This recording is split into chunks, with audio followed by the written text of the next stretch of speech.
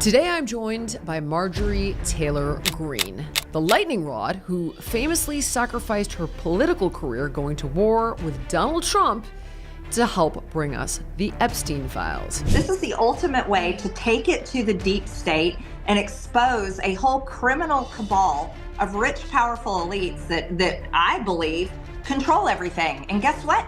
Come to find out they do. And in fact, they have come to light, creating a sonic boom that has been heard around the world. Now, while the media treats Jeffrey Epstein like a true crime story about a sociopath trafficker on an island, that framing is microscopic. The reality is that Epstein built an influence machine. The abuse was just a tool for leverage, silence, and shame. The guy wasn't just a predator. He was literally the dark connective tissue of a global elite that operates above the law. He was a broker between ego and opportunity, and the receipts show us that he was involved in the pillaging and plundering of the world's resources and consolidation of power. And he had cohorts in every realm and every field: bankers, scientists, politicians, royalty, technocrats, billionaires, institutions, extractors. This animal didn't pick a side, he picked power. There's almost no mechanism of exploitation in the last 50 years that Epstein wasn't facilitating or profiting from. Now, we're gonna get into this and so much more. So really, honestly, when I say it this time, I mean it. Buckle up. Keeping it real with Jillian Michaels. How are you? Oh, I'm great. And I'm doing this on my phone, so I really hope it looks okay and sounds okay. It looks great. I want to start out with an apology to you, despite the fact I've never gone after you, I've never mentioned your name. But many moons ago, I'm almost positive that your name probably came up in a conversation about QAnon conspiracy theories, pizza parlors that trafficked children run by Hillary Clinton, and a host of other conspiracy theories that have all turned out to be true. So I am sorry. I hope you feel vindicated. And with the release of this last batch of Epstein files, I have to tell you my head is spinning. So I want to start out with just the things that I have personally uncovered. So while it seems like everybody is focusing on his sex trafficking, that just appears to be a lever that this guy pulled to orchestrate all of these crimes against humanity. The guy's in Iran-Contra. He's friggin' involved in pandemic planning with Gates a decade ago. I mean, he's everywhere. It looks like he's trying to facilitate the coup in Ukraine circa 2014. I mean, he is at the scene of every crime. It's like that Rolling Stones song, Sympathy for the Devil, where the devil is everywhere that evil has occurred. So my first question to you is, how did you know? What did you see back in 2016, or maybe farther back? What did you know that we didn't know? Oh, well, first I'll say it's terrible to be right about many of these things. These are not the kind of things that you ever want to be right about. It would be much better if they were all wrong. I think we would be living in a much better time and place if pedophilia wasn't rampant among rich, powerful elites, if so many young women hadn't been raped and trafficked among world leaders and business leaders. And to your last point, it would be great if it wasn't true that somehow some guy named Jeffrey Epstein that didn't even have a college degree was launched into such an incredible career where he became so incredibly rich and had connections with some of the most powerful people in the world. It would be great if those things were not true. I would much rather live in that type of country and that type of world, but we don't.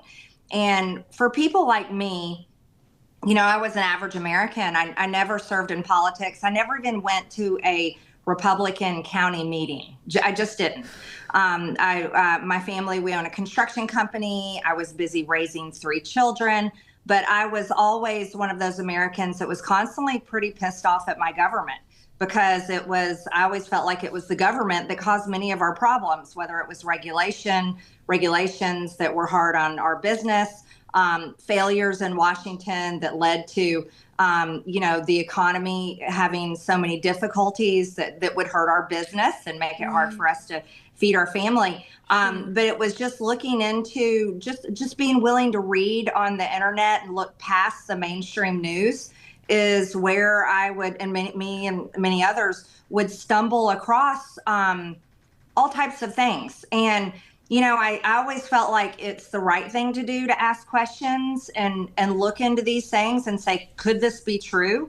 And that's the kind of person I was. I was willing to just ask those questions. And many times asking these questions made me look crazy and I got labeled a conspiracy theorist and got called all kinds of names. And now I think it's shocked so many people. Jillian, I have to tell you, I've come across videos of women just weeping in their cars over what they've read in the Epstein files. I've come across videos of men saying that people need to be put in a wood chipper. I mean, people are losing their minds, rightfully so, over what has come out. And the most outrageous part, Jillian, is that the people in charge are not taking it seriously and are not investigating it. And it seems that no one will be held accountable. And that's the point where it's breaking Americans, is how can we read these things with our own eyes and read them on an FBI form, but yet the FBI and the Department of Justice and the administration and even the president himself is unwilling to take it serious. And so I think it's a really rough time for a lot of people. I don't think that you can take it seriously. And here's the only reason I say that, not because it isn't real, but because it creates an existential threat to our way of life. And here's what I mean by that. I've started to kind of move down the road post-COVID into believing, obviously, that these monster corporations, be it BlackRock, all of these, like this handful of corporations that own everything, all the drug companies, all the food companies, and it's like State Street, BlackRock, and there's one other, I can't remember which one, and they own the controlling shares of every single friggin' company in the world. And what's even crazier is that when you look at who owns it's Vanguard. Okay. Vanguard, yeah. So when which owns BlackRock, which owns State Street, which owns Vanguard. They own each other. So all of a sudden you're like, wait a second, hold on. Who owns the controlling share of Apple, Tesla, Microsoft, blah, blah, blah, blah, blah. State Street, Vanguard, BlackRock. Who owns State Street? Oh, Vanguard and BlackRock. Who owns Vanguard, State Street, and BlackRock? And it's all just one company, basically, that owns the controlling shares of everything. So you start to look into this post-COVID, and you're thinking, all right, this is insane, this is bananas. But what you're told when all of this craziness unfolds, the pillaging and plundering of the developing world, the things like disaster profiteering, everything in my line of work when it comes to health and wellness, looking at the ways in which hundreds of billions of dollars flow in subsidies to processed foods and garbage, all of the stuff with healthcare that gets buried, all of this stuff, you're told, well, no one's evil. It's not like one person doing this, guys. It's just the way business works. You see, what happens is these companies have a fiduciary duty to their shareholders. So it kind of begets itself. Like where there's an opportunity to make money, these kind of crazy things are just what happens, but nobody is deliberately pulling the string. There's no puppet master. All of a sudden, you go into these Epstein emails and they are literally a handful of people talking to each other about how to control the world. And it's everyone. It's everything from the Clinton Foundation, the Gates Foundation, Enzo Capital, which is Larry Fink's kid, Josh Fink. So his connection to Larry Fink is through Josh Fink. Every single billionaire, Peter Thiel, Reid Hoffman, Lex Wexner, Elon Musk, politicians all over the world, royalty, bankers. So So when you first discovered this, was this the Pizzagate thing that tipped you off? Or what was the first thing that you saw that was your red flag out of all of this crazy shit? Pardon my French. Yeah. No, that's correct. It wasn't Pizzagate. It was actually earlier than that. It was truthfully just being a small business owner in the construction industry and understanding that no matter how hard we worked, we were really victims of the decision makers. And we weren't in the club. It's a very elite club, and we aren't in it. Many Americans, like I'm Gen X. I'll be 52 in May. Okay. Same. So we grew up, I think we grew up in the best time in America. I mean, being a kid in the 80s and growing up throughout the 70s and 80s, I think was the best. And we were taught that America is the greatest country in the world, that we are the freest people in the world, that no matter who you are, no matter your background, you can achieve the American dream. And for many, on many levels, that is true. I totally believe it. It's true. I've lived it in my lifetime. However, I think the awakening for many people, and I think you're right to draw the line at COVID. If we were to put a timeline out, the awakening really happened for most people at COVID, because our whole world got shattered. And all of a sudden, everything came to a halt. Manufacturing lines stopped. Entire industries stopped. Schools stopped. Life stopped. Entertainment stopped. And for the first time, it was like us going back to kids where we didn't grow up with cell phones. We didn't grow up with the internet. We grew up in a time where we looked around and paid attention to the world around us and the people around us. And I think for all of us, it was the first time since, say, our childhood. And for a lot of adults, young adults especially, it was the first time ever in their lifetimes where they were forced to stop and look around and seriously ask, what the hell is happening? Yes. What is happening? And so I think that was a great awakening for many, but for me, it went back, and it was just always being willing to ask questions and just noticing. I think I've always been perceptive and just noticed things. And, I don't know for sure if Pizzagate is true or not true, but pizza references it is true that they use pizza references in pedophilia. That is a fact. And so is it wrong for people to have looked at Pizzagate back then and the information that came back and asked those questions? No, that wasn't wrong to ask those questions. I think what is wrong now is seeing these pizza references in the Epstein files and not asking those questions, like Pam Bondi saying, but the Dow is over 50,000. Yeah. It's like, what? Excuse me. We're talking about children. And I think I'm happy to know that I really feel, vindicated. The one thing that destroyed my political career was the Epstein files and fighting for the release of the Epstein files. Yeah. And I'm fine with that. I will go with that the rest of my life and be so happy about it. And I'm happy to see that has also been the one thing, Jillian, that has brought the right and the left together in this country. Yes. Thank God. Because that's a moral, that was like a temperature check for all of us. And I truly feel so much better about America seeing the left and right come together and say, oh, hell no. We will not, we aren't going to tolerate this. We will not let it go. We will not move on. We don't care who is involved. We don't care what team, left, right, red, blue. We don't care. We don't care who it is. We want all of them held accountable, and thank God for that. You know, what's funny is that they're all in it. That's why. And what I ended up taking away, it's like, oh, Barack Obama and the Clintons. And Trump is in there. I get it. He wasn't on the island, and I understand all of that, but nevertheless, it is everywhere. Steve Bannon, it's all sides of the aisle. Yep. And here we are going to war with each other, which I have always said is a ruse. I'm like, this is a distraction. This culture war stuff is a trick, man. It's a trick to get you not to pay attention to what's really going on against all of us. And here you are being able to read all this shit. And I want to show you, I don't know if you've seen this one, because obviously there are millions of these correspondence. So this is so mind-boggling to me. We pulled just a couple emails involving COVID planning between Gates' team and Epstein. So this is an email that appears to go to Bill Gates. Okay, ready for this? 2 areas where I am interested in terms of scope: domestic health and neurotech brain science.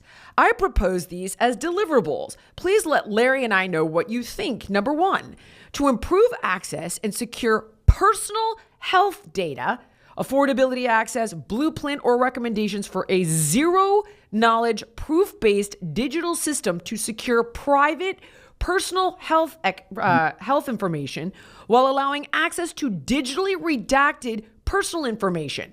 Number 2, white paper on consumer health expenditures in the USA. Number 3, white paper and or recommendations on neurotechnologies related to chronic degenerative disease. Number 4, white paper on neurotechnologies as weapons in national intelligence and defense.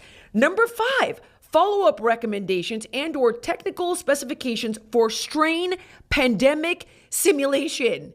This is real, dude. You're calm. I'm freaking out. I've got one more I want to show you, COVID related. We don't know who this came from, but it went to Jeff Epstein, and it says, cool, I'm excited. Also, I've been thinking a lot about the question that you asked Bill Gates. How do we get rid of poor people as a whole? And I have an answer/comment regarding that for you.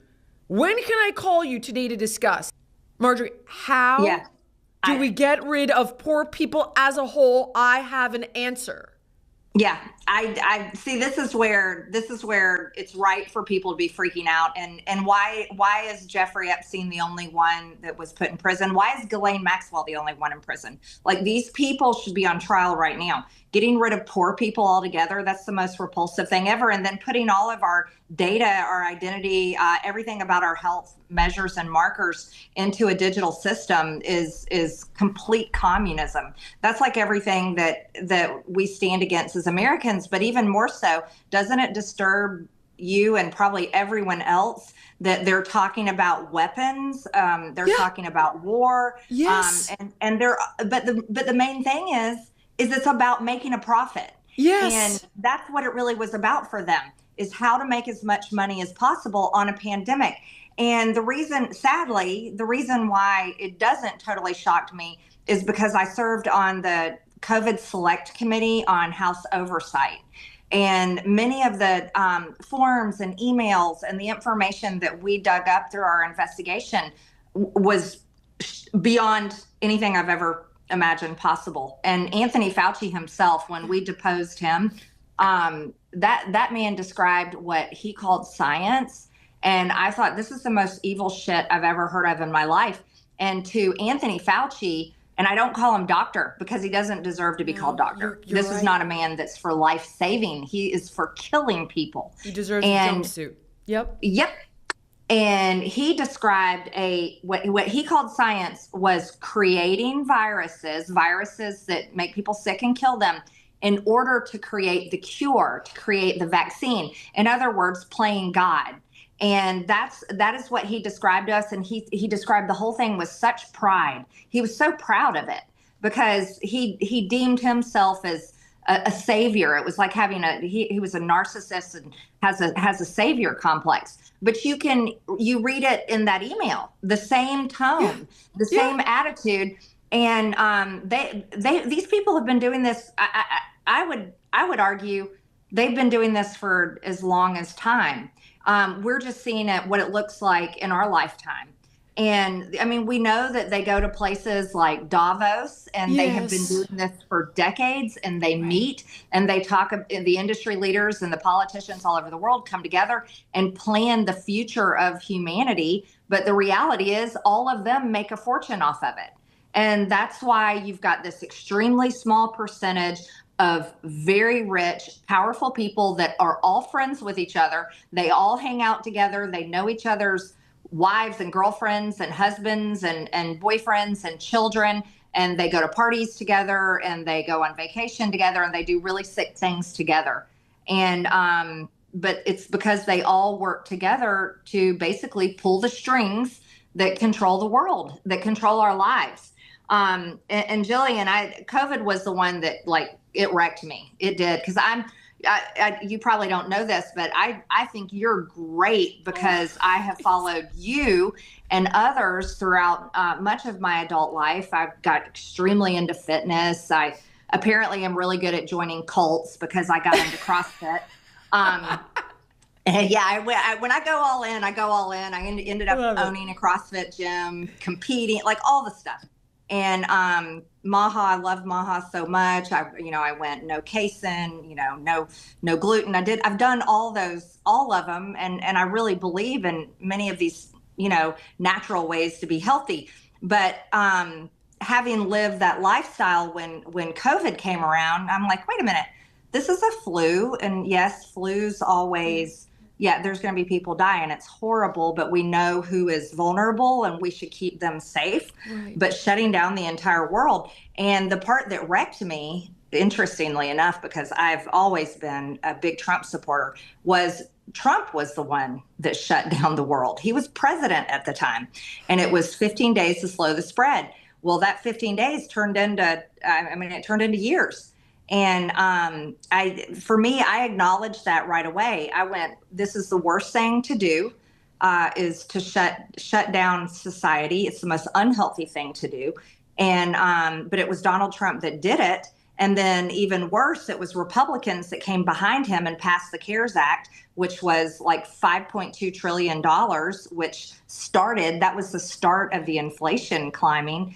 And I had a hard time because I recognized that at the time, but it went against my belief system because I've always been very MAGA, always been very America first, and just hardcore in that line, and supporting President Trump like I always have. That was tough for me, but we can't be honest with ourselves, and we can't be honest with one another if we aren't willing to recognize that everyone is named in the Epstein files at some level and some capacity, and every single one of them owes answers to all of us, and many of them should be investigated, and many of them should be prosecuted, and they should go to prison. Here's another one that I want to bring up that I have theorized about, and we have watched people, Patrick, Bet, Dave, a host of podcasters and independent journalists, Tucker, propose that the war in Ukraine was orchestrated on purpose, arguably, in order to grab all of Ukraine's resources. So they've got the breadbasket, which has historically fed all of Europe. It's the most valuable farmland, I guess, outside of Iowa in the world. They've got minerals, all kinds of stuff. And the guy that has the contract to go in and rebuild it is Larry Fink, right? And it's all under the pretense of such a good guy. We're going to go in, we're going to rebuild, it's going to be amazing. But you're going, wait a second, hold on. And it turns out that they're now in a war and we give them all these weapons, and then it's like, but you owe that money back. And the World Bank is going to force you to give over your mineral rights and the land rights to the farmland. And you're thinking, this feels on purpose. Cut to the friggin' Epstein files, where all the way back in 2014, and I want to ask you about this family because I know you've spoken about them before. There are email exchanges between Epstein and Ariane de Rothschild, representative of Edmund de Rothschild Group, a big banking family. And Epstein reportedly described the situation in Ukraine as offering significant financial potential, with some reports and headlines described this context as the coup in 2014 that they wanted to help facilitate, where they got a democratically elected leader kicked out of there. So this is all under the context of the Maiden events. And then they've got him talking to an unidentified woman saying that corruption in Ukraine is sophisticated, huge, quote, money will be made, and he wants her to become a, quote, female oligarch. He's trying to get a meeting with Putin at the time, but it got complicated because I guess they shot down a plane over Ukraine, the MH17. Then you have him again in 2019. You have Epstein again in 2019, talking to this guy, Miroslav Lajak, who was president of the UN General Assembly at the time, saying that he needs to intercede in the election there between Petro Poroshenko and Vladimir Zelensky. Intercede to do what? To make sure you've got a war that you can pillage and plunder. And the best part is that the whole time he's communicating about this to Larry Summers, who's the former U.S. Treasury Secretary under Bill Clinton, the former head of the National Economic Council under Barack Obama, the former president of Harvard University, and the longtime advisor to Wall Street, central banks, and global institutions. So long story short, all we know is this guy has been involved since 2014 in destabilizing Ukraine so they can all make money. And here you're being told that you're nuts for years, that you're insane, you're crazy, it's all conspiracy, and it's all because, and I do think Putin is a horrible monster, but it's all just because Putin is a horrible monster. Yeah. How is Larry, tell me, sorry, I don't mean to. Yeah. No, you laid that out so well. And you know, when you lay that out, I all I can think about is how many people have died in that war. Right. We don't even know the numbers, honestly. They throw out numbers, but we don't really know the numbers of how many young men have died, been forced to the front lines and died. It's actually horrific. You know, but honestly, it's a business model. So I like the way you laid it out because you know, these Epstein files, and Jeffrey Epstein seems to be magically at the center of every single major happening in the past 2 decades, which is incredible. And because our American news media is so horrible, most of us as Americans, we don't really know what's happening throughout the world. And the Ukraine war truly did start happening pre-2014. It was a civil war, a skirmish, and you know, constantly fighting back and forth in that Donbass region, which was an area of Ukraine that is Russian-speaking Ukrainians. And those Russian-speaking Ukrainians really wanted to be part of Russia. And so there was fighting back and forth over that area. Interestingly enough, the Donbass region also happens to be the region that is filled with all of those rare earth minerals and massive amount of natural resources and wealth. And so that's just another interesting factor. But our CIA, our government, was very much involved going back to 2014 and before that.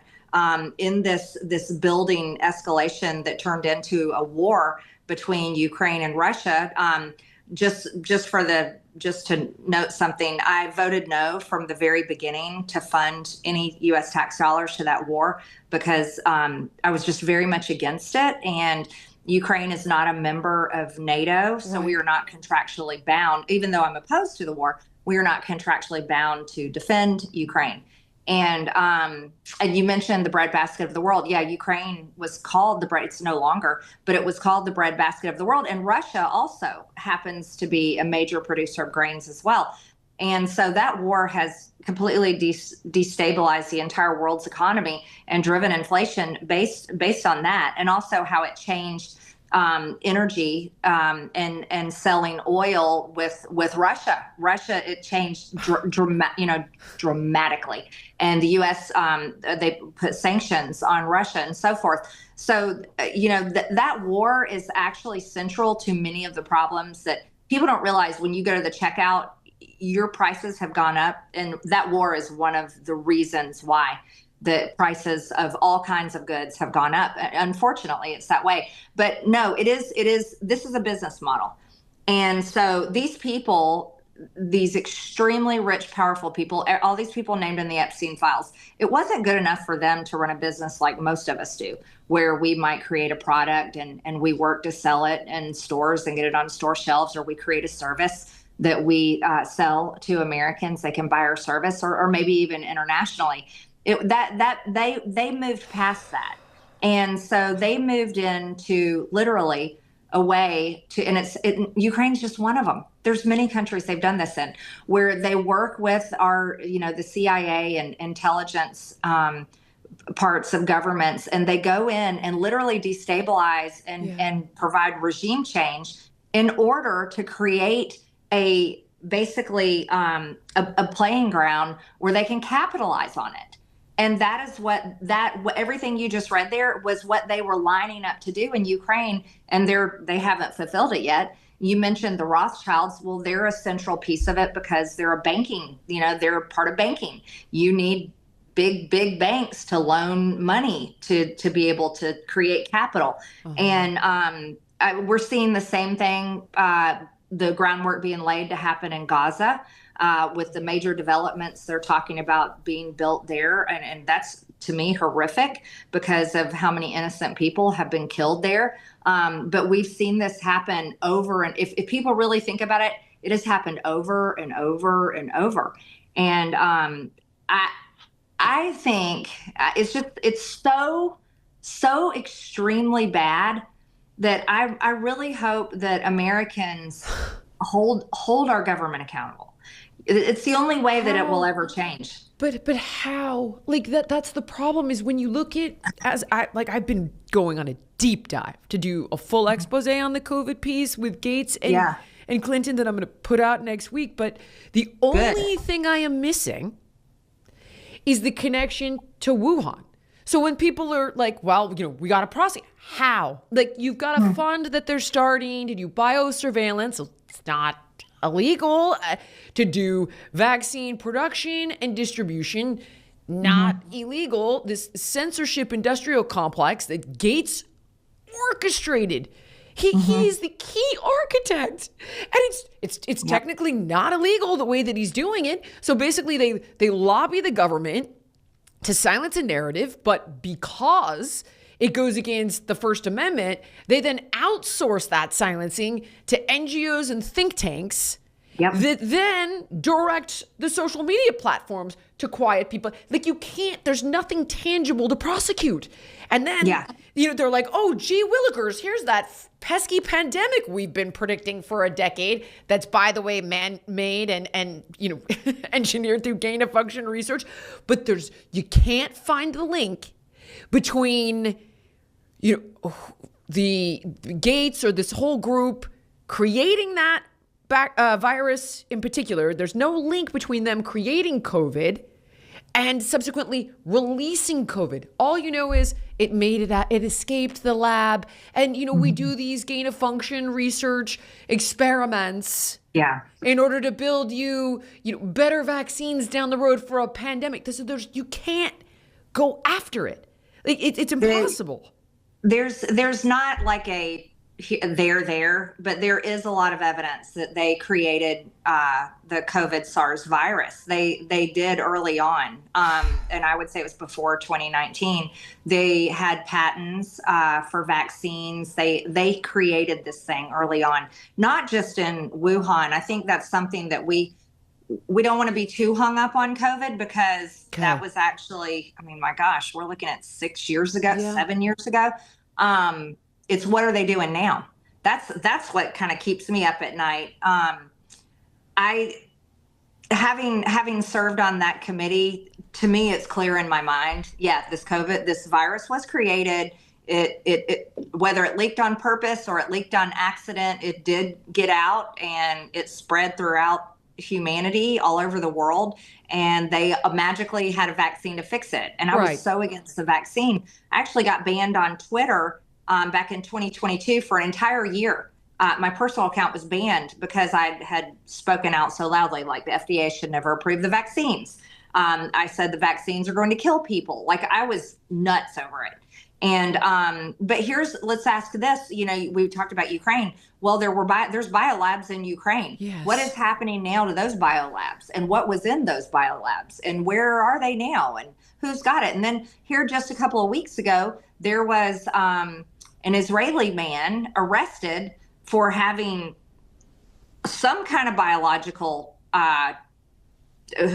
vials and things that came from a lab, and I think he had them in the garage. and they had him linked to China, but he was an Israeli man. It's like, what is that all about? I saw that. Was that out of Las Vegas? And it was like Ebola and COVID and nobody talked about it. No. But the world is moving so fast that you're like, hold on, we're on to Epstein. Wait a second, this is happening. Hold on. I saw that. And I just didn't have a... It was a blip. It was like a bloop. Here's a news story. It's like you said, the news cycle is moving so fast now that we have, I call it outrage overload. It's like standing in the waves at the ocean, and the waves are hitting you in the face constantly. And just when you recover from one wave and you get the salt water out of your eyes and you can breathe, you're hit with another one. And it's just constant. And I don't think we're meant to be able to digest this type of information so fast. Yeah. So no, I mean, you're just like me and you and everybody else. It was like, wait, what was that story? And what happened to him? And what government is he linked to? And why did he have it? But it's the question is what is next? And the one that also concerns me, and this is Bill Gates and others, is I'm one of those crazy people that doesn't like them spraying things in the sky. I have that to talk to you about. Disaster profiteering talk. I used to think you were crazy with this. I literally would be like, okay, all right, sure. They're making hurricanes. Oh, okay. Yeah. And it all turned out to be true. Can you please elaborate on this? Yeah, it's insane and it's true. Yes, they can absolutely create weather. It's a real thing. Cloud seeding is real. It's actually very common practice. It happens all over the United States. It's not just our government, state governments, but also private entities, even ski resorts pay for cloud seeding because they make more money when there's plenty of snow on their slopes. And so they'll hire companies to do cloud seeding so they can hopefully get more snowfall. But there's many different types of technology to create weather, and this is very much an industry that has been very invisible and called conspiratorial. Yes. But it's not. It is honestly not. And our government, you can research it. I introduced a bill called the Clear Skies Act. If it had passed, it won't pass though because they won't vote for it. But it would make it a federal law. It would ban geoengineering. The one that is most concerning, more so than maybe creating too much rain that could create floods, or they created or added to the amount of rainfall. And I forget what year it was, but Savannah, Georgia got hit. I mean, this is documented. This isn't a conspiracy theory, but it's actually documented. But it was decades ago that a hurricane, it actually hit Savannah after they had done a lot of cloud seeding, and the amount of rainfall was so horrific that people died in that hurricane. And so it is documented that it can get out of control. Happened over in the Middle East. Was it Dubai? I think they did a lot of cloud seeding over there, and they had torrential rainfall and they had heavy flooding. And over there in their news and the international news literally blamed cloud seeding and geoengineering for the reason why they had such horrific flooding. But in America, they're like, oh, you're crazy, But here's the one that I think this is extremely over the top, and Bill Gates is very involved in it, and they want to block out the sun. They are spraying stuff in the sky to block out the sun's rays. I believe the sun is healthy. I want sun. I think it gives us vitamin D. It provides nutrients to our soil. It helps our food grow. I mean, I'm just a big believer, and I think the sun is great. I don't want skin cancer, but the sun is great. I'm just a big believer in the health benefits of our star that brings life to the planet. Like the fact that Does that make me crazy? This is so crazy. The fact that you have to say it. Like I'm having like an existential crisis this whole week because I just cannot believe this is all happening. It's real. So why are we blocking out the sun? I'm sorry. What would be the benefit of that? Because Bill Gates has made a fortune on the climate agenda, and it's more of that type of they create these industries and they get extremely rich. I mean, look at Al Gore. Al Gore comes out with this whole, freaking climate agenda thing. And look at how rich he got over the decades of all of this. And so Bill Gates this is his climate agenda and a way for him to make money. And they are actually, believe it or not, they are actually already doing it. They are 100% spraying it into the sky to reduce the amount of sunlight, block out the sun. And I think I think that's crimes against humanity, because if they were doing it in a lab, okay, and you're trying this out in a lab, fine, Bill Gates, go in your little warehouse and do whatever weird stuff you're doing, as long as it doesn't affect my life or my family's life and doesn't affect our soil and our food and anything and our water or clean air. But if you can't, no, I don't give them permission. I don't give anyone permission to go try out something that could lead to detrimental effects on our health, could lead to widespread disease or death or hurt our food supply. Like, to me, that's crimes against humanity. And I think everyone should say that. Where are they doing this? You say they're already doing this. Where? Mm-hmm. The UK, it is being done in the UK. Recently, and I need to look into it more. I can't say this for sure, but I think they were trying to do it in parts of the United States. But it is very much a new thing. It's not new. It's new to us. Yep, I got it. It's new to us. Yeah. So it's something that they're leaning into, and I think everyone should say no, you can't do this, and we don't give you permission to do this. Absolutely not.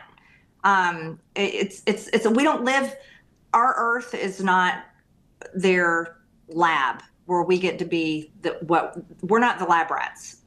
But so here's my question, though. We say no, but we vote for people like yourself to say no for us. Now you're telling me that you put forward a bill, which, to be fair, I vaguely remember. I feel like this is like within the last, like a year ago or so. I kind of remember this. Year. And this is when I woke up and was like, holy cow, is this real? Yeah. And you had people coming out and blowing the whistle and talking about crazy storms that were wrecking lives in the country. And I remember thinking, like, all right, I can't mentally process this right now. So, we're processing all these other things with my outrage overload. But I do remember that. And now you've got this bill, and we've all said no. You've put this forward, but you're telling me they're not going to vote yes on it. Why?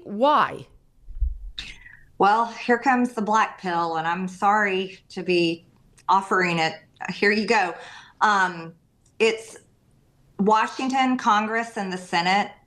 Pretty much everyone elected, for the most part, would never vote for a bill like that, because the people that donate to them would block it and tell them, do not vote for this. And this goes back to the world that everyone has gotten a peek look into through the Epstein files. The House and the Senate, on both sides of the aisle, most members of Congress and most senators are largely controlled by the richest donors in our country. And they're largely controlled by the lobbyists that represent the biggest industries in our country. And that is just a flat out fact. And once you are able to accept that, then it all starts to slowly fall into place. And that before I became a member of Congress, that wasn't something I understood. So just for you and your listening audience, I was extremely naive when I ran for Congress. I'm talking about I was the dumbest person on the planet. I genuinely believed that I could get elected and I could go to Washington and I could say, hey, we need to pass a balanced budget amendment because our debt is too much money. And I just believed that as a member of Congress, I could do things like that. Well, when I got here, I found out, oh no, it doesn't work that way. Sorry, Marjorie. You are dumb. You've realized you got to learn the ways of Washington. And there is very much an agenda in place, and there are controlling industries and controlling donors, no matter who is in charge. That's why a lot of the spending and appropriation bills look very similar in many ways, with just some arguments on each side with like social issues or certain different political agenda issues. But when you boil them all down, they fund all the same stuff. Basically, the basic funding components fund the military industrial complex. They fund big pharma. They give out the NGO and they give out the government contracts, and it will do that no matter which party's in charge. And somebody like me can't stop it. Mm-hmm. And so the hard reality that I have to tell you and people that are watching is you cannot vote your way out of this. It is not going to change. It will not change. And no matter, people can be mad this time, say they're mad at Republicans for XYZ, whatever it may be, and they get Democrats in there to control the House and Senate or whatever. Nothing's really going to change. You're still going to get most of the same effects. And say if you're a Republican voter and you just, like me, was very much against the 4 years of the Biden administration, you're like, oh, heck no, we're not going back to that. We're going to fight to keep Republicans keep the House and the Senate. Well, guess what? We're still going to get a lot of the same results.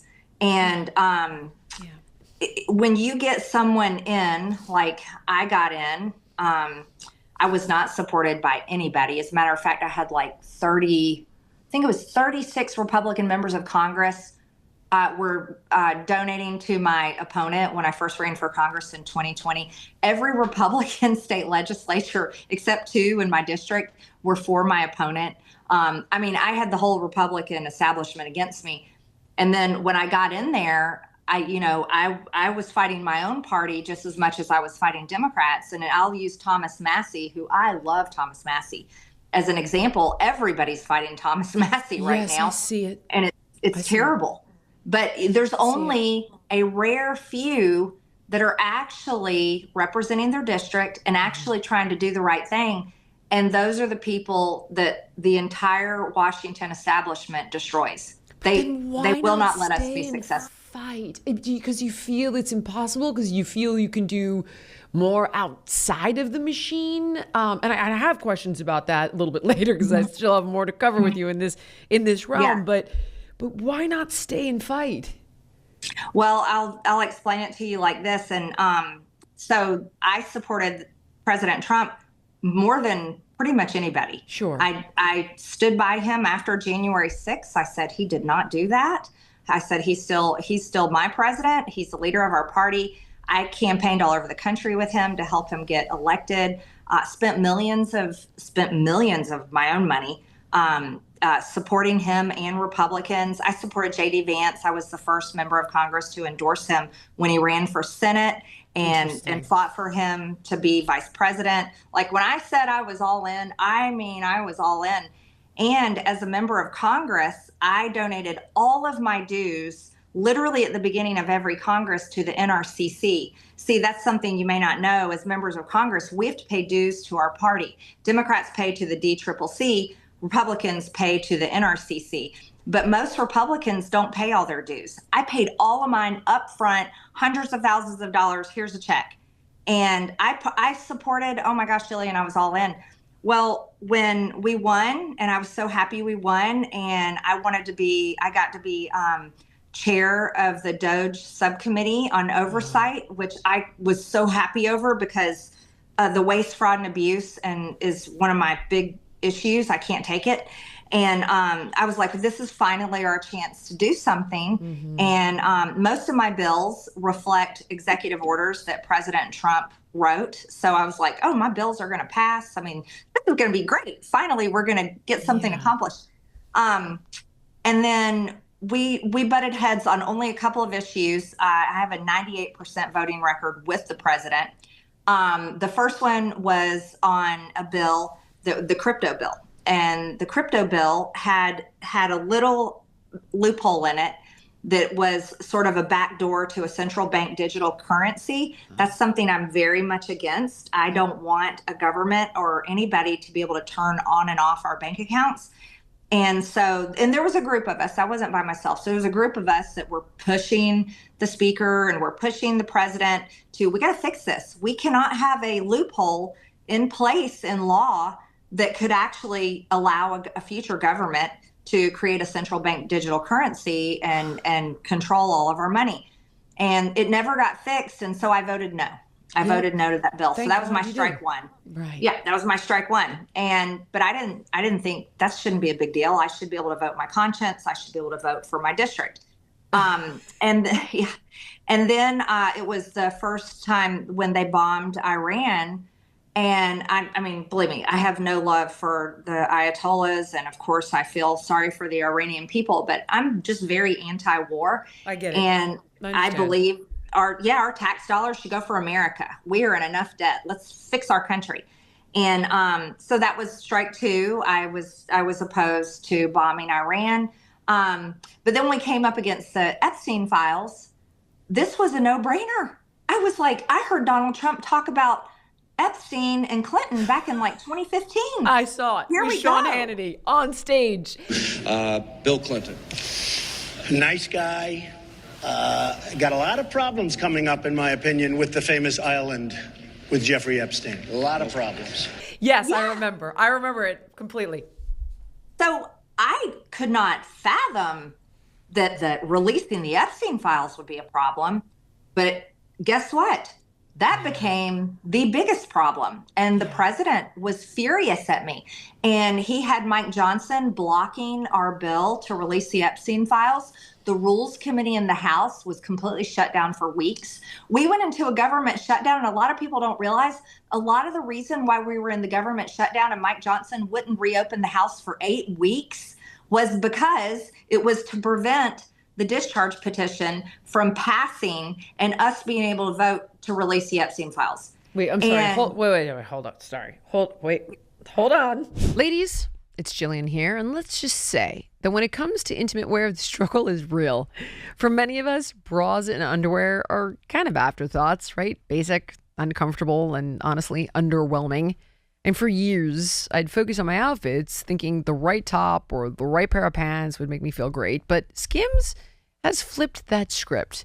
And now the foundation pieces I put on first thing set the tone for my wardrobe and my comfort and my confidence all day. No, but seriously, I really hate the armpit bulge here from a crappy bra, or the panty lines in my leggings are absolutely unacceptable, and Skims solves that problem. The Fits Everybody's Scoop bralette is just what it says. It fits every body type, and it's a game changer. It's supportive and it's comfortable. And even if you're one of those lucky ladies with a bigger chest, it doesn't feel like a constricting sports bra. Skims is just designed different. Quality fabrics and construction, soft and seamless and supportive. You're going to feel secure, you're going to feel lifted, and still totally natural. And like I said, there's no digging, there's no adjusting. Skims is now one of my wardrobe essentials, and I'm pretty sure it's going to be one of yours too. So you can shop my favorite bras and underwear at skims.com/Jillian. And after you place your order, please be sure to let them know that I sent you. So just select my podcast in the survey, and that's it. Go to the drop-down menu, select my show, period, end of story, and get yourself an awesome pair of intimates. Small businesses are the backbone of the American economy. But getting funding from traditional banks is an uphill battle. Of the 36 million small businesses in the U.S., over 70% report needing additional capital every year. So while revenue is at an all-time high, big banks are tightening standards and approving fewer loans than ever, leaving owners stuck with mountains of paperwork to get a loan. But if you want bank rates without the bank delays, check out cardiff.co/Jillian for up to $500,000 in same-day funding. Cardiff is the largest privately held small business lender in the U.S., having funded over $12 billion since 2004. Their application takes less than 5 minutes. It has no impact on your personal credit, and approvals happen within minutes with same-day funding. Banks try to lock out small businesses. Cardiff has the key. Big banks may not want to approve your business loans, but Cardiff does. So if you've been in business for at least a year and you're pulling in $20,000 a month in revenue, apply now for up to $500,000 in same-day business funding at cardiff.co/Jillian.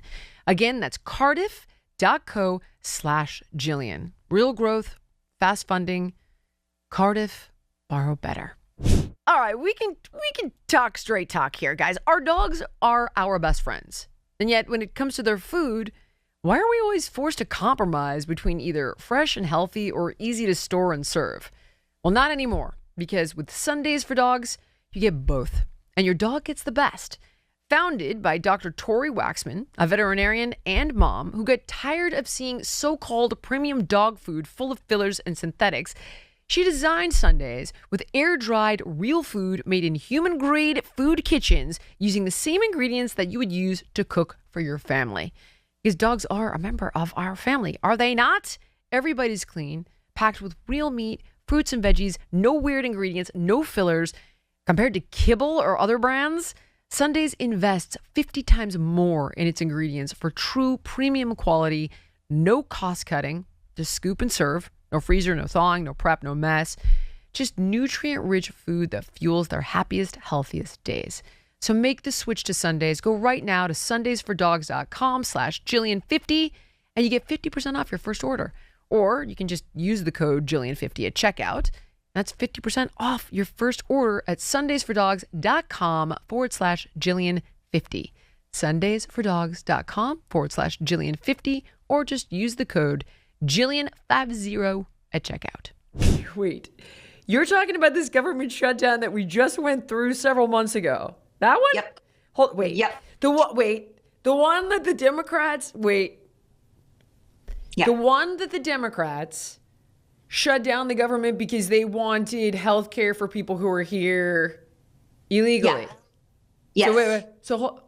So you're telling me that the Republicans also wanted to shut down so that nobody could vote on Epstein? Yes. There's a lot of there's some conveniences about a big government shutdown. Is it stops the House floor from doing business. And so just to shed some light on that. So the big fight was about the ACA tax credits. That is actually a really important issue. Like, health insurance costs us way too much money. It's ridiculous. Okay. Nobody can afford health insurance.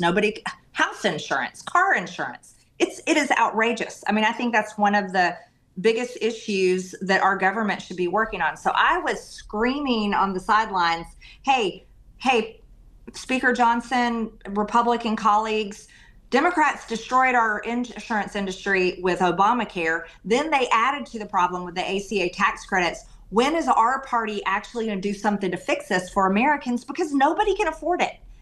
And so that is a very important real issue, but it became the shiny object and it became the big fight because Democrats needed something to fight on. Mm-hmm. They have been losing on every issue. And back at that time, that's an issue. And they had more support from Americans because Americans are saying we can't afford it. So it became an issue and they shut down the government. But what happened at the time was there was a Democrat special election, and you have to have 218 signatures on a discharge petition to get a bill to the House floor. So there's only two ways a bill can be voted on. One, the speaker says, yes, let's bring this bill to the floor, and he can bring any bill to the floor he wants. Then the only other way is if the speaker won't bring the bill and you have 218 out of 435 members of Congress that say, you know what, we are going to override the speaker, right, and we are going to push to get this bill to the floor. That's how we got the Epstein files bill out. So we had when the government shut down, we had 217 signatures, but a special election happened and a Democrat got elected. And she said, the first thing I'm going to do is I'm going to sign the discharge petition. And she was the 218th signature. And Johnson, there was no reason for the House to be shut down. The Senate was the problem. That's where the fighting was over health care. That's where the House funded the government. We did our job. That went to the Senate. The Senate was the holdup. They wouldn't fund the government. But Johnson kept the House shut down for 8 weeks to prevent that new Democrat from being sworn in as a member of Congress to sign the discharge petition. Oh my God. That's what happened. That's why they drug it out. This is insane. Yes. So once again, people didn't get paid.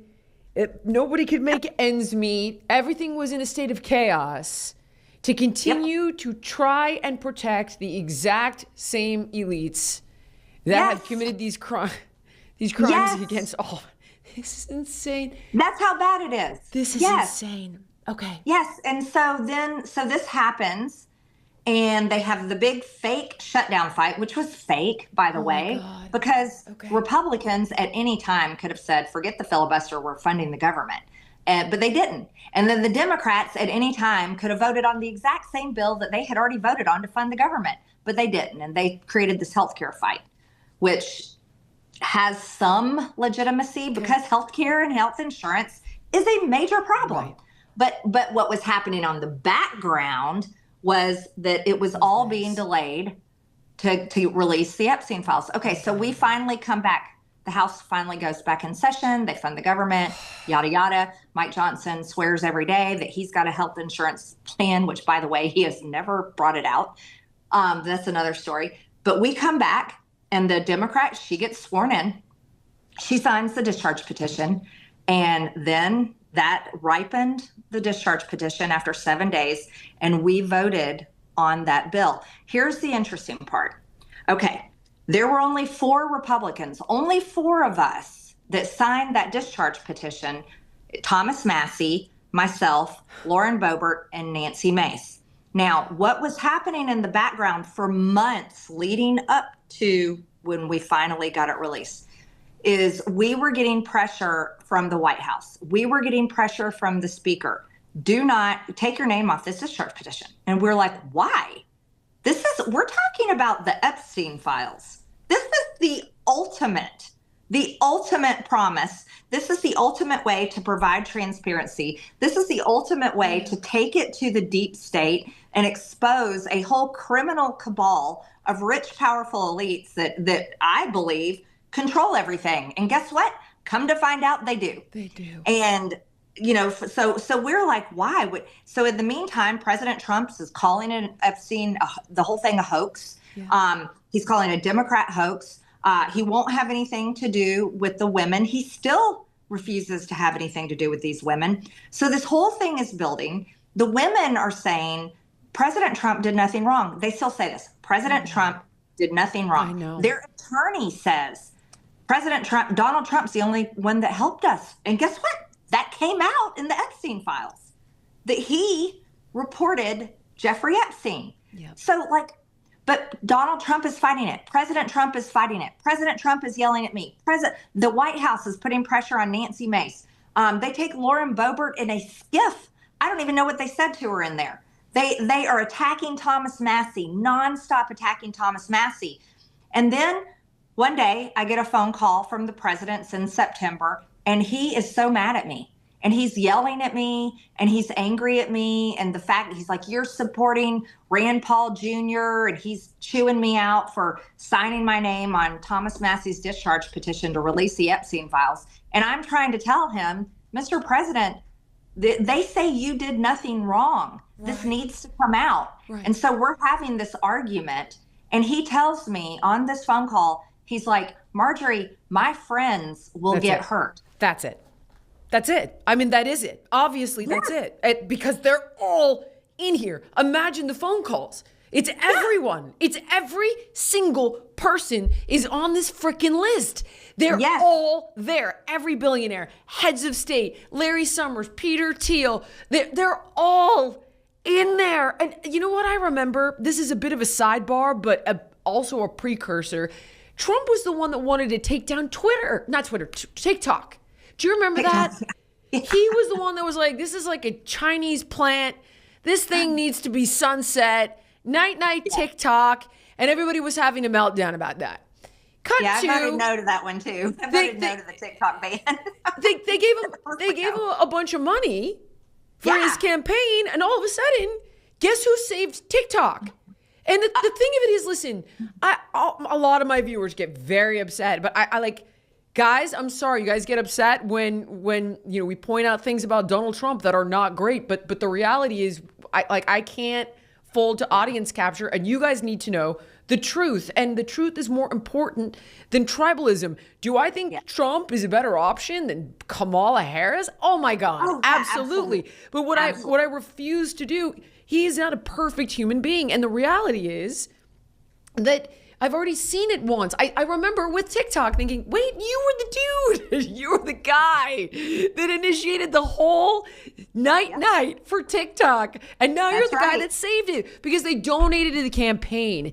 And that's right. My guess is it's the same flip-flop times a million because imagine the phone calls. Everybody's life is going to be ruined. The most powerful people in the world. And by the way, Marjorie, when I look at this, I'm like, hold on. Like, you didn't actually raid the island. You didn't raid the ranch in New Mexico. Like, you didn't take the tapes that were left in the penthouse. You've redacted all of these files. There's supposedly another data dump that we're never going to see. What we've seen so far, I'm told, is the tip of this evil iceberg. Yes, because there's 3 million more files that have not been released. And my understanding is those are worse. And out of the millions of files that have been released, a lot of it has been redacted that shouldn't be redacted. Yes. And so, yes, there's a lot more to come out. And yes, it's really bad. And it you know what? I totally agree with you. Like, I 100% support the Trump administration. I'm so thankful for the secure border. Yep. I am so thankful that our economy is stabilizing. There's so much to be thankful for. Of course, I support that. But it's like, everybody, stop being so blinded. You're not, I mean, are you in a cult? He's not a god. He is a man. And if we can't recognize the good and the bad in a man, then we're living a lie. And yes, Donald Trump is the same guy that shut down the country with COVID. He's also the same guy that fast-tracked the COVID vaccine, which I'm very much against. He's also the same guy, like you said, that came out against TikTok and then somehow made sure it was sold to one of his friends who's in the Epstein files. And if people aren't willing to take off their blinders and look at this, I'm sorry, you're living in a lie. You're choosing to live in a fantasy land, because that is the truth. It's we can say thank you for these policies and at the same time be like, but no, not those. Don't do that. That is not okay. Here's the line. And you know what else that nobody ever talks about? And listen, I don't think this was nefarious by Trump at all. I think that he kind of he takes advice, not this particular thing I'm going to bring up. He takes advice from experts and it's like, sounds good. He's the one who lifted the moratorium on gain of function research in 2016. Obama shut it down because it was so dangerous. And Fauci went to him, this piece of crap, Fauci, who existed through every single administration, just like Jeff Epstein, and was like, hey, we need this. And I'm sure Trump was like, yeah, sure, science, I love it, sounds good. I don't think he really comprehended it at the time, but he's the one who did he? I don't know. I mean, I don't know. I don't know. Now that you've read the Epstein files, it makes you question, like, what did they plan on purpose? And what was just like you said, he said, that sounds great. He's from the baby boomer generation and they love every vaccine. And he thought, okay, this is going to save people's lives. I mean, who knows? Yep. We don't know. But with the Epstein files, how I feel about it is I fought for President Trump more than anyone. When every Republican in here in Washington, except a few, Matt Gaetz and a few of us, were like literally holding meetings to get rid of him and make sure he could never come back. I mean, they were done, absolutely done. I was fighting for him. And then we run into the Epstein files and I made a decision.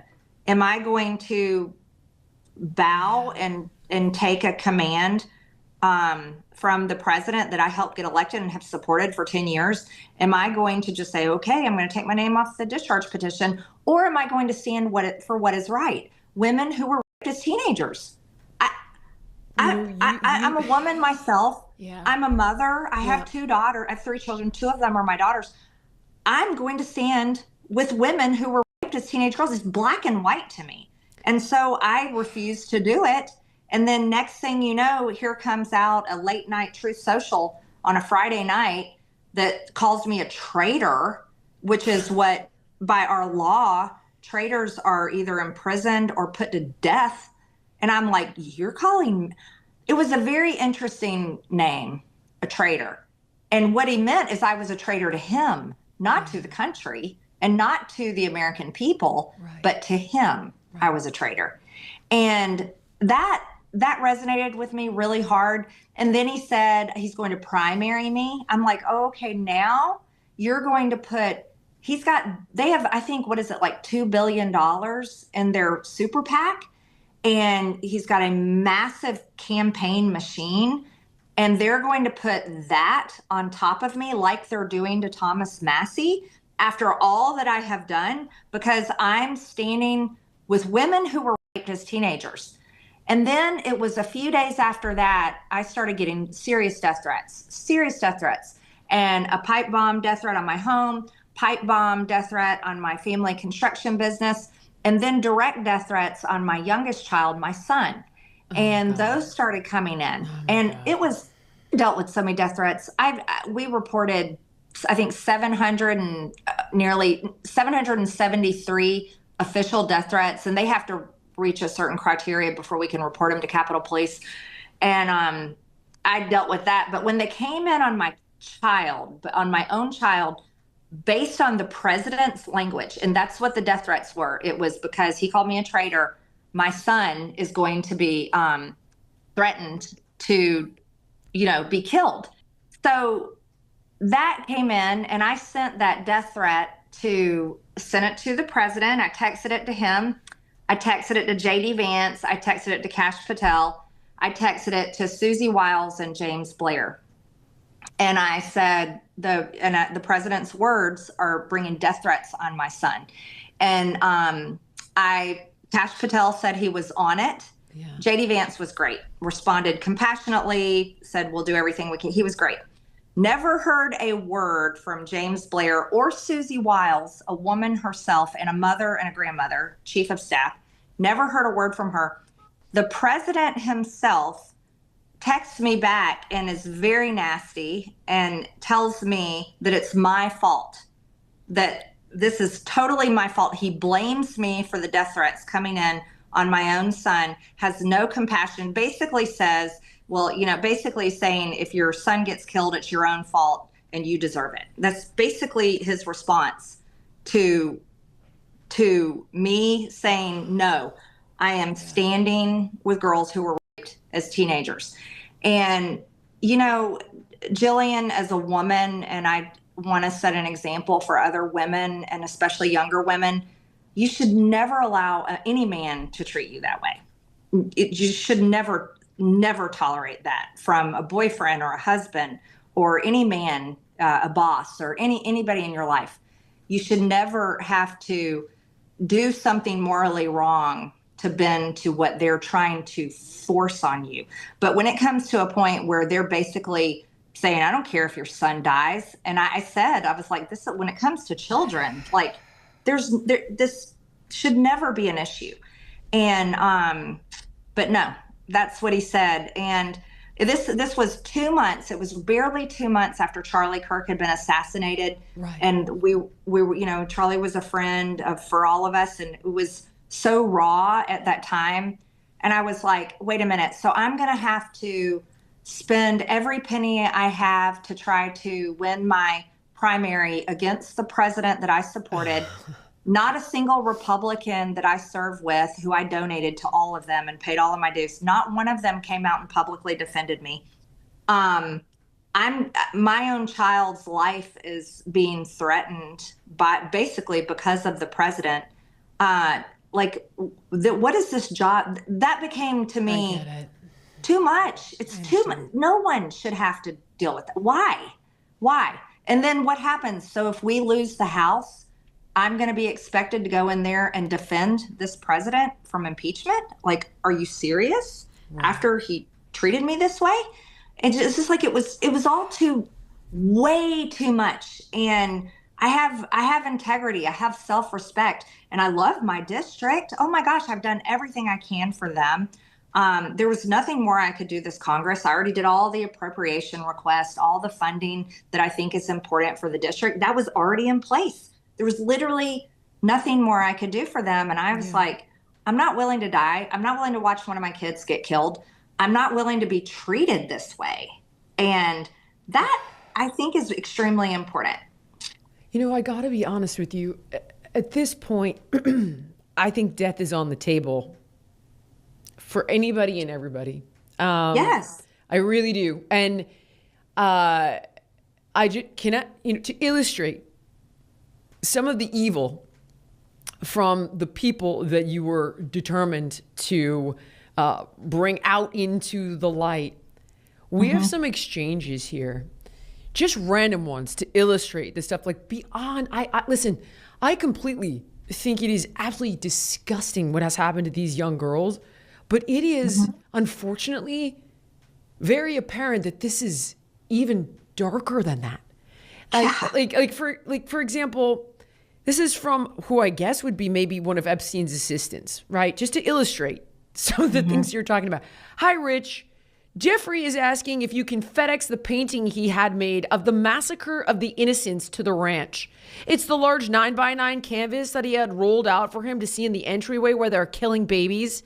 He wants to use it on the ranch and is hoping you could FedEx it to arrive Wednesday. Thanks, Sarah. This is a real, we fact checked this. This is a real email. And there's tons of them. There's a chain like about jerky, which I'm sure you've seen this, correct? You've seen the jerky thing? Yes. Where they're talking. In fact, you know what? Maybe we should just play this for anybody who hasn't seen this, but it appears to be that they're talking about eating human flesh. Hope you are feeling better. Did we analyze the jerky? Why didn't we get jerky this week? I also added more to the jerky and ginger lemongrass. Thank you so much. Super cool. Beef jerky, delicious. Jojo is here and we'll walk the jerky over to Jeffrey. We'll walk the jerky over to Jeffrey. Why would jerky walk around? Why would it do that? Delicious lunch, beef jerky. Steve and I are very grateful above all for your friendship. Some of these emails are so wholesome, aren't they? It's too bad they eat kids. A small insulated bag would be fine. I don't recommend checking it. No need for crazy amounts of ice. One should do. There is one bag of beef jerky in the fridge. Please get it. Also, Blank has more at her place. Please get it from her as well. I suppose it needs to be in a cold, insulated bag. Okay.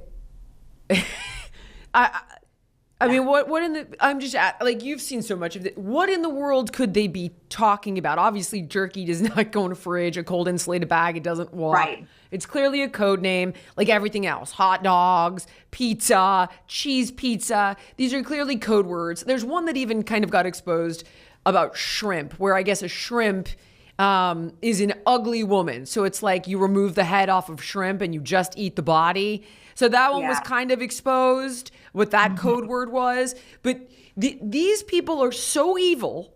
There's one other chain I want to read you. And I find this just like, this is between Epstein and Steve Bannon. These are all disconnected, but all some sort of bizarre insight into how dark and how sick.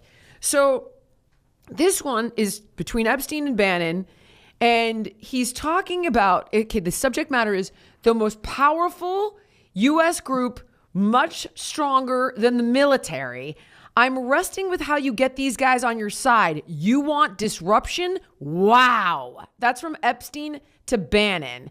They all need the China speech as they are enamored with the size and naively do not recognize the ruse. Bannon, do you know these guys?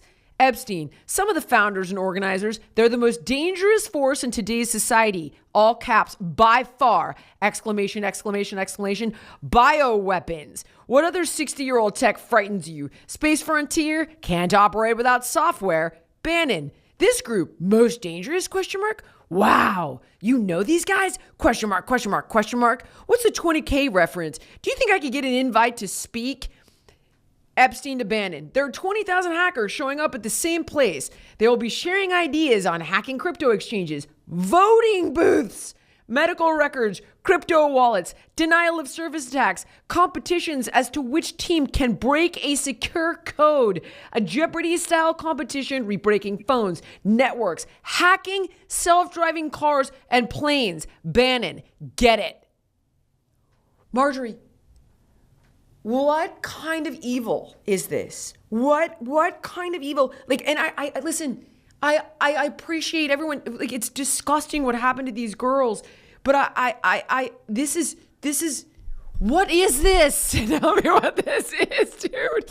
Help me. What is the evil? How is it? How are this many people this evil? What? I know. It's really, it's terrible. It's honestly, it's power and money. It truly corrupts and it rots people's souls. And I think that's honestly what everybody's getting to look at in these Epstein files. But of course they can't come out, though. I'm sorry to interrupt you, but of course they can't come out. Didn't Bannon help Trump win in 2016? No wonder they can't come out. Look at this. I'm unraveling. He said my friends. He said my friends will get hurt. Yeah. He said, Marjorie, people you know. That's what he said. And so I'm telling you, like, I will forever be very, very firm in my decision because, you know, a lot of people, when they will cave when they say people you know are going to be hurt by this. Well, you know what's the most important thing? People have already been hurt. Right. Like, and we don't even know the depths of it. We know, we know women were raped. They came out and told us publicly. They physically shook. I watched them physically shake and cry. And as they told their stories for the first time in front of cameras, the most intimidating cameras you've ever seen, a mountain of press staring them down with cameras and microphones. And they told their stories, and some of them had told the stories for the first time publicly, and their families didn't even know. And they were telling the stories. They have so much shame. They're so guilty, and they have survivor's guilt. And that's just the piece of it. But what we're looking at when you dig into the massive layers of the connections between, my God, all of these people, like the richest, most powerful people in the world, the decision makers tied in with government leaders and intelligence and banks, and looking at how they operate, and they gave no care. They gave no care to horrors and evil and the things that Jeffrey Epstein was doing, even to the point, like I read this morning that Dr. Oz invited Epstein to some Valentine's Day party he and his wife were having in 2016. This is Dr. Oz that's currently serving in the Trump administration over Oz. Medicare. Exactly. But that was after Epstein had been convicted of pedophilia. So it's like, what? How do these people, and that's the hardest part. These are people that we may love, people that we have cheered for, people that I know I supported. And it's both sides of the aisle.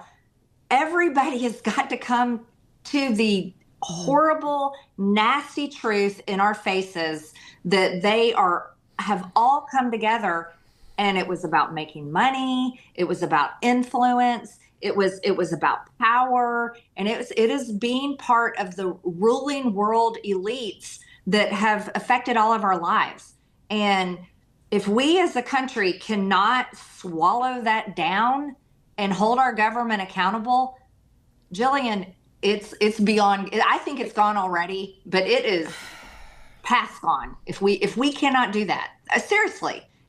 If we can't say this, no, we've had it with every single one of you. Yes. Get the out of here. Like, what are we? Can I ask you? Because I've noticed, and there's been talk, right? And I've made notes on this. Tell me where I'm right and I'm wrong, that there's a movement, and you're a part of it, to bring together a left-wing economic populism and a right-wing social populism that looks something like the following, right? So like an economic philosophy that champions the common person against elites, corporations, billionaires, and the financial establishment, right? So the core belief is that, which I'm with you. I'm with you on this. The economic system is rigged by the wealthy to exploit the working class. Key goals: redistribution of wealth, so higher taxes on the rich and the corporations to fund public services. Tell me if I'm getting this right or wrong. Strong social safety nets, universal health care, free college, robust social security, labor power, strengthening unions and worker protections, protectionism, opposing free trade deals for fair trade deals, And then on the right-wing, social populism, a cultural philosophy that champions the people, often defended by nationality, ethnicity, or tradition against a perceived cultural elite. Academics, the media, progressive activists. The core belief is that the nation's traditional identity, values, and security are under attack by globalists, immigrants, and woke culture. I'm there on the undocumented immigrants. But with that said, this is for people who feel economically abandoned and culturally alienated. Do you feel like this is a thing?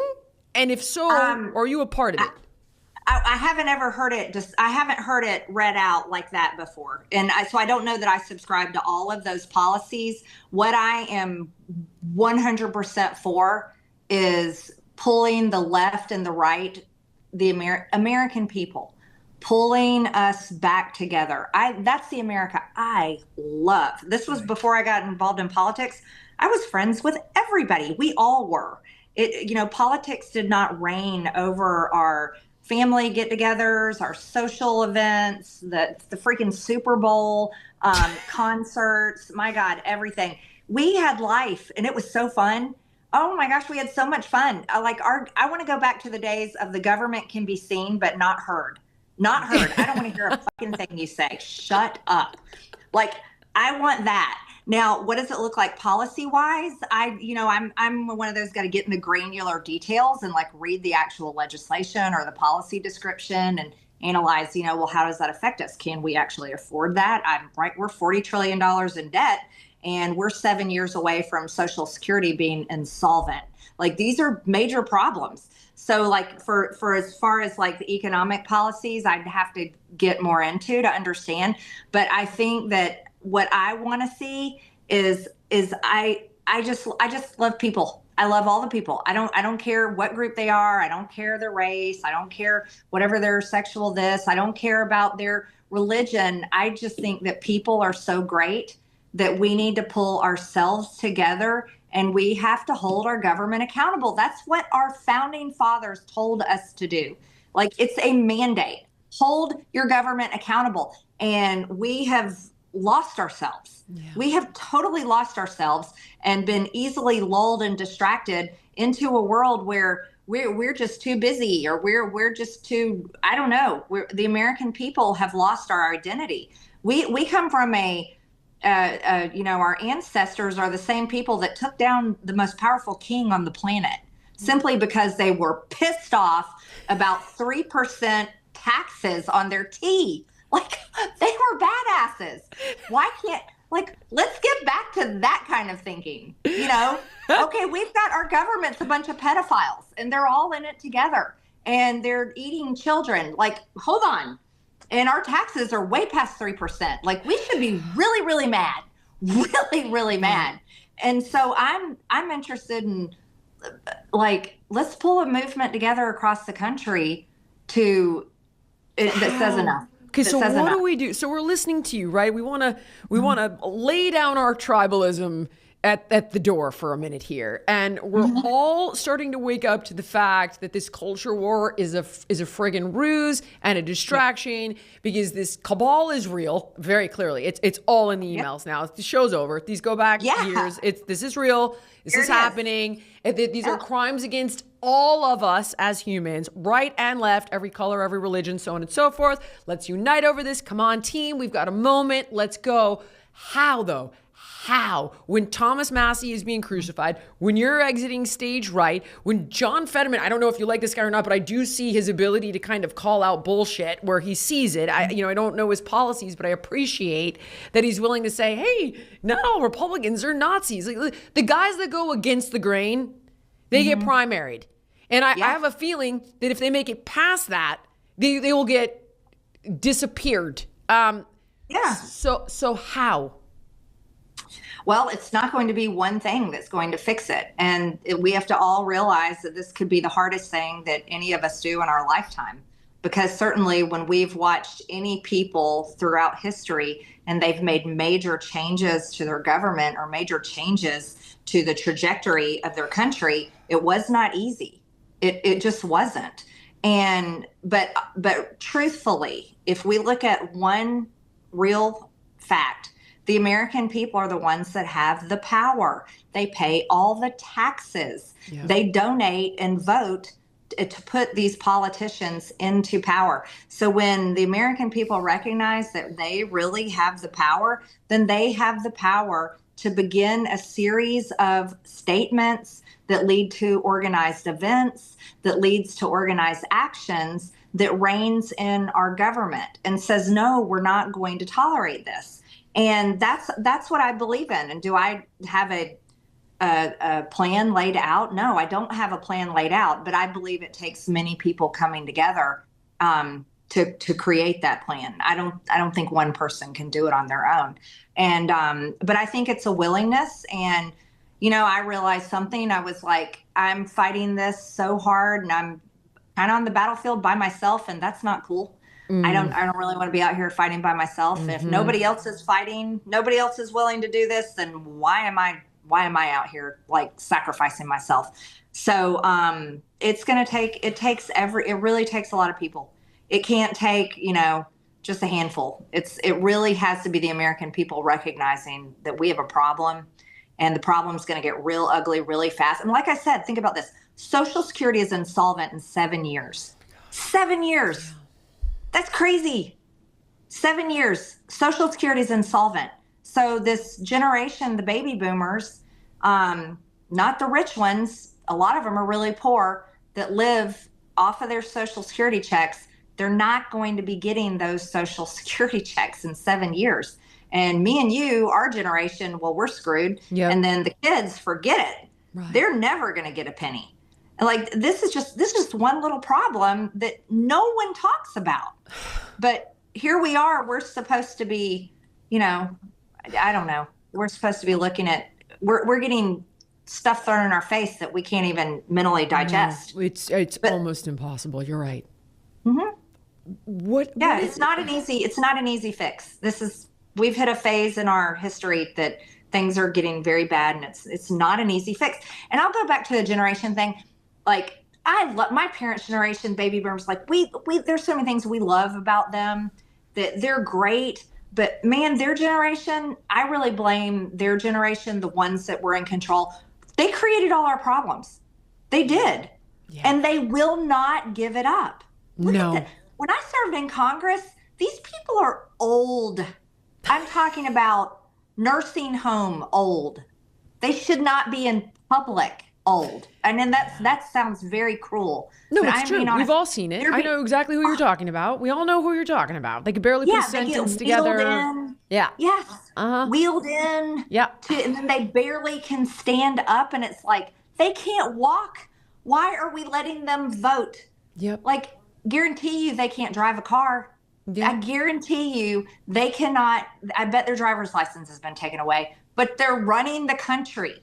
Yeah. I've watched, you wouldn't believe this one, many members of Congress, I can't tell you how many late nights were on the House floor voting, and they're drunk. They have been drinking, they're slurring their words. It's terrible. And this is what's running your country. And then there's people in there that are just down and outright stupid. They're not, the only thing they can do is get elected, and that's how they're going to get their paycheck, and they will stay in there until they're in the wheelchair. And they should not be running the country. But that's the reality. Yep. Like, I've seen it. I've seen a lot of it. I mean, I've seen the people that don't know what they're doing. I've seen the people that hate America. I've seen the people that clearly are in the throes of severe cognitive decline. Didn't know the alcoholic part. Not surprised. And drugs. Oh my gosh. Okay. So now, what is next for you? Oh, for me, I'm having a great time. I went through I would say the hardest time of my life was running for Congress and being here for 5 years. I lost my father during that time to cancer. I went through a divorce. I was on the news every single day with news stories that I was horrified, like, oh my God, they are flat out lying. Yep. My friends and family would send me like, I can't believe they're saying this about you. This is absolutely not true. And I'm like, I know, I mean, that was my day in and day out. No, I am very much, I've only been out of Congress since January 5th. So it's been barely over a month. I am seeing all my friends and family. I'm enjoying the heck out of that. And I'm honestly doing one day at a time right now. But I am interested in using my voice. I don't know what that looks like. I am interested, especially in our kids' generation, Gen Z. I mean, that's the generation I care about the most. And I very much am interested in this left-right coalition that says, screw all of you, to both the Democrats and the Republicans. I like that. And says we are going to make our demands. This is what we demand. And so how that develops, I'm not sure. Interesting. Well, I'll be following it very closely. Is there anything I should have asked you that I didn't? I know you actually have a heart out. I could keep you for hours, but is there anything I should have asked you that I missed? No, I think we had a great conversation. I would add one more thing is that don't fall into the doom cycle. No, the world is not ending. Or at least I don't think. I mean, I'm a Christian. I'm like, maybe it is. Who knows? Today, hopefully not ending today. Yeah. This week. Who knows? But I think that's the most important thing is don't allow this stuff to rob you of your joy and your happiness in life. Like, put it down. Just, it's healthy to put it down. You know, get outside, touch grass, go do something fun, have a real conversation. Because I think where we're at right now, a lot of people are either overwhelmed by what they're seeing and reading in the news, or it's actually done something really bad and it's pushed a lot of people out to completely check out. Yeah. And you can't totally check out because then we really can't fix it then. But I think the main thing is just be honest about, okay, you yourself, you can't fix it. So it's okay to put it down for a little while and enjoy some happiness in your day. Because no single person can do it alone. And I think people feel weighed down right now by a lot of that stuff. Oh man, my wife will not even talk about it with me. She's like, I can't. Oh, wow. It's toxic. I'm like, but honey, she's like, I can't. She's like watching the Olympics. She can't. Yeah, she won't. It has a lot of people like, well, it is. It's too heavy. Yeah. For a lot of people.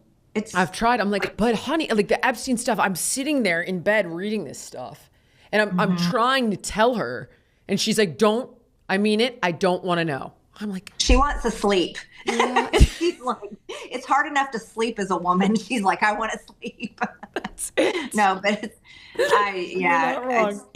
Yeah. That's probably it. That's definitely it. See, that's a whole other conversation. Good point. Well, I really appreciate you taking this time to talk with me. I appreciate everything you've been through. Thank you. I'm a little late to that party, but I'm exceptionally interested to continue watching what you do.